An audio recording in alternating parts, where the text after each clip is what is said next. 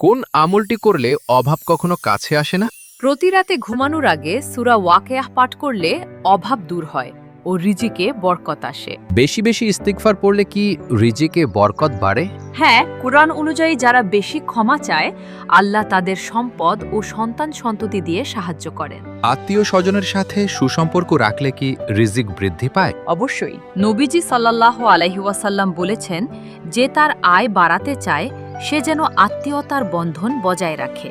এমন কোনো আমল আছে যা করলে মৃত্যুর সাথে সাথেই জান্নাত পাওয়া যায়? নবীজি সাল্লাল্লাহু আলাইহি ওয়াসাল্লাম বলেছেন, যে ব্যক্তি প্রতি ফরজ নামাজের পর আয়াতুল কুরসি পড়বে তার জান্নাতে যাওয়ার পথে মৃত্যু ছাড়া আর কোনো বাধা থাকবে না।